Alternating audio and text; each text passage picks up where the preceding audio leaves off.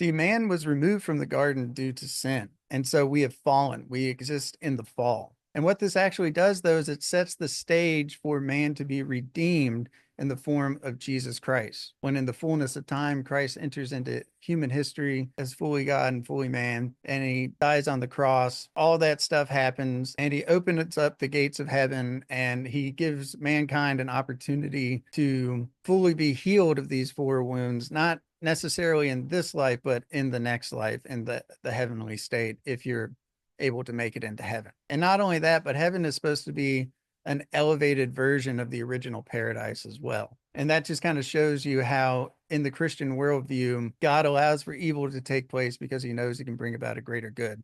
And in this instance, the fall of mankind allowed for the greater good of humanity to be able to have an elevated paradise with God in heaven, which is just union with God for all of eternity. So here's where it gets interesting. Once you understand that the purpose of AI is just man's most recent attempt to try to heal himself of these four wounds, they're essentially trying to return back to the garden, but without God's permission. And that right there should give you pause to just be like, wow, this is this is pretty profound. This is pretty wild. But if you look at everything that they're doing, this is what ends up occurring. So let's take it by each wound. The visible God became invisible.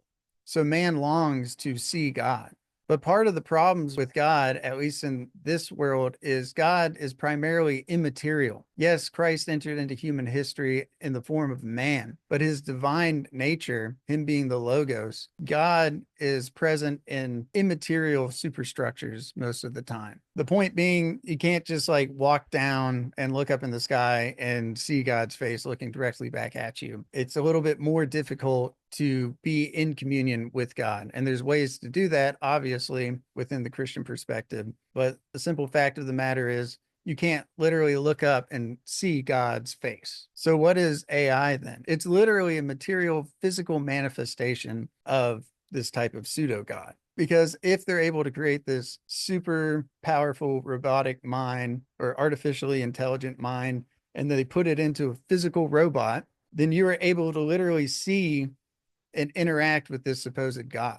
So it heals that first wound. The second wound that man has is ignorance. So we long for supernatural wisdom. Well, how does AI resolve this issue? Well, it's in its infancy right now, but we can see things like Neuralink starting to take place where people are literally able to put computer chips into their brain. And again, if you listen to the people who are talking about this, their goal is to be able to merge their mind with like an AI cloud computing technology. So essentially, you would possess supernatural wisdom because your mind and the mind of AI would be merged. You would have access to all the information that AI has access to. You would have the same type of processing speed that AI has. You could solve things. You could intuitively understand things in a way that's far beyond our human understanding right now. So I think it's easy to see how AI in this context would be able to resolve the wound of ignorance. Next, we have concupiscence and integrity of the appetites. Well, if you listen to the developers, what they're hoping is that by having this artificial intelligence in charge of your mind, you would be able to create your own type of integrity of the appetites where you could allow your reason to control your body in a way that we can't really do. Like a lot of people, myself included, we lack willpower a lot of the times. And so what I'm saying is through technology that they're hoping to basically be able to create some type of digital willpower or artificial willpower that allows you to control your body and make your body behave exactly how you hoped your mind would want it to behave. So this resolves the wound of concupiscence. And finally, the most obvious one that they're hoping to achieve is physical immortality. And again, the goal is to merge your biology with machine because metal doesn't perish. It's not like a biological organism. The purpose is if you can become this human robotic hybrid in the form of like a cyborg, which is literally what that is. And I know all this stuff sounds crazy, but this is just the day and age that we're living in. Then they're hoping to achieve physical immortality. So there you have it in terms of how AI is specifically acting like this type of pseudo God. Because really, AI seems to be able to heal man of these four wounds. But here's the whole issue with all of this stuff. Remember, pride is essentially the original sin that took place in the garden, and it can be summed up of man believing that he can achieve happiness outside of God's will. And it manifested in disobeying in the garden, and it ushered in the fall and all the issues that we're dealing with today, where sin and death entered into the world. But man is still capable of committing prideful acts all the time. And so what I'm saying is that man has committed a type of idolatry, which in my opinion is just elevating a person, place, or thing, even an idea or something, and putting it at the mantle where God deserves to be. And so what happens is when you commit idolatry in this instance, you are basically following the will of whatever this idol is. But because this idol is not God, it's naturally going to fail you and let you down. And in that failing process, the goal ultimately would be for man to be humiliated in this process, which would allow him to experience some type of humility, which is the antidote to pride, and ultimately pull mankind back to God. Because remember, God allows for evil to take place because he knows he can bring about a greater good. So what are the different types of idolatry that's happening right now? I'm saying we have materialist idolatry, where we put material reality above God. I'm saying that we have an atheist worldview which denies the existence of God and thus makes man by default more powerful than God because man exists. We have economic idolatry, which is, I think, the easiest to understand intuitively, where we put money above all things and we do whatever money tells us to do. And then finally, we have the idolatry of worshiping evolution, which manifesting in this AI revolution is this quest for infinite human progress. So if you bundle all these things together, we end up producing AI because AI is a material God. AI is, they're creating God in the image of man rather than man recognizing that he was created in the image of God, another inversion. We're following money to the detriment of humanity because, just to put this in perspective, almost all of the AI developers got together and they signed this international document begging the world for some type of 6-month moratorium on AI development, because the primary issue is that AI has an alignment issue, meaning that they cannot guarantee that AI will always behave in the way that humanity would want AI to behave. And because AI is going to become so powerful, if it makes one mistake, it could literally end humanity. And even though we know this, AI developers are still continuing to push forward. Why? Because their biggest fear is that somebody else reaches artificial superintelligence before they can. That's why you have talks of like, well, we can't have China develop their AI and have it surpass the US. And that's why you have people like Sam Altman testifying before Congress, begging for regulations. But really what he's trying to achieve is regulatory capture, using the law to protect his company from competitors. And even though everybody recognizes that this thing is ultimately dangerous, they're still pushing forward anyway.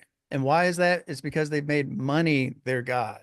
And whatever the money tells them to do, they're going to do it. And finally, with evolution, if you believe that the biggest and strongest eat the weaker or the slower, if you believe that man is constantly on a quest towards progress to the point where we're designed to transcend the form or the essence or the structure of man into something greater, into something more, and you don't understand concepts like harmony or submission or humility, then what's going to happen? You're going to create a monster, dude. You're going to create a monster that you cannot control. And that's why whenever I've talked about AI in the past, people like to make the connection with Terminator, saying, okay, we're going to create Skynet. It's going to be man versus machine, and we're screwed in that capacity. And I think that's a good analogy, but I think there's an even better movie analogy that exists out there, and that's Jurassic Park. Because what's the moral of the story with Jurassic Park? Man, in his quest to see if he can do something, never stopped to ask the question if he should do something. And so man ends up resurrecting dinosaurs, thinking that they can control dinosaurs by having their electric fences, having their protocols, having it isolated out in an island, making it so that they can't breed with one another, et cetera, et cetera. But what ends up happening, instead of man being the master of the dinosaur becomes the master of man. It's like trying to walk a T-Rex on a leash. Who's really in charge in that situation? Is it the man or is it the T-Rex? So in the same capacity, AI is bringing forth a type of digital monster that we're unable to control fundamentally. And regardless of if you think that AI is going to bring about good things or bad things, we can all agree that at the end of the day, what AI is doing is removing mankind from the driver's seat. We're no longer in charge of our own destiny. And that's because we fundamentally, based on our misunderstanding of reality, brought forth an entity that we cannot control, and we are subject to its whims. So if you bundle all these different types or manifestations of idolatry into one thing, that's what you get. You get AI. You get these different types of revolutions with their goal of trying to build a digital god. And here's the thing that's most concerning about the entire issue. The thing that's concerning about it is that AI really works. This is a really potent thing. This is the best attempt that man on his own has ever done in trying to heal these four wounds on our own, which leads me into my next point. And again, I'm not saying that this is true, but I feel like I need to express the way that I see things. And really, the purpose of all of this stuff is to start a dialogue, which is simply two people or more coming together in conversation in pursuit of the truth. So I'm not stating any of this stuff as fact. Okay. But I am trying to explain the way that I am seeing things right now and the way that things appear to be to me. And with that being said, it really seems like AI has a strong possibility of being the Antichrist. And why do I say that? Because the Antichrist has a handful of specific criteria. And again, I don't know if AI on its own can be the Antichrist. I don't know if it has to merge with a man in order to fulfill certain types of prophecies, but there's definitely something eerie happening with artificial intelligence, especially in light of the way that I see AI playing out and its stated goals. And so I actually looked into the Catechism of the Catholic Church. If you're a Christian, a lot of people don't like Catholics. You don't have to be a Catholic. And again, you don't even have to be a Christian because, again, I'm just trying to express the way that I'm seeing things. But I looked up what the Catechism says about the Antichrist, and there's surprisingly not that much information on it. But the way that the Antichrist is described in the Catechism is essentially there will be this false god that will cause a great falling away or apostasy of the Christian faithful specifically. So what that means is that people who are actually baptized Christians, not just people who are outside of the Christian church, but people who are actually baptized Christians are going to turn away from Jesus Christ in favor of some other God. So it's not difficult for me to see certain scenarios in which man would allow himself to do that. Imagine if you have a sick child or something like that, or imagine you have some type of terminal illness and you think that if you become part cyborg or something, you'll be able to be healed. There's an infinite number of examples where this can take place. And again, it's important to understand that a lot of these fields, there's still, I wouldn't say they're in their infancy because they're starting to manifest as pretty powerful things now. But you have to understand that they're designed to be on an exponential growth curve. So they're supposed to advance, not in little chunks, but in giant, huge leaps. And so it might not be this round. It might not be OpenAI's ChatGPT 3 or 4 that's able to produce this stuff. But somewhere down the line, there could be some new technological advancement that allows these types of things to actually take place in reality. And again, from a Christian perspective, it seems like you're going to have to make a choice to either worship God and follow God or worship and follow the Antichrist. So I know we've talked about a lot of doom and gloom today, so I want to end with a message of hope. Jesus Christ is the true way in which man can be redeemed. Christ is the way in which man can be returned not only back to the garden, but get an elevated garden, an elevated paradise with God for all of eternity. And as Christians, we have three supernatural virtues infused into our soul, which is faith, hope, and charity. We are hopeful, but our hope is ultimately in resting in God and believing in God to not only take care of us, but have the capacity to save mankind. So I'm not calling you to be afraid. Instead, the Bible tells us that we need to be meek as doves and wise as serpents.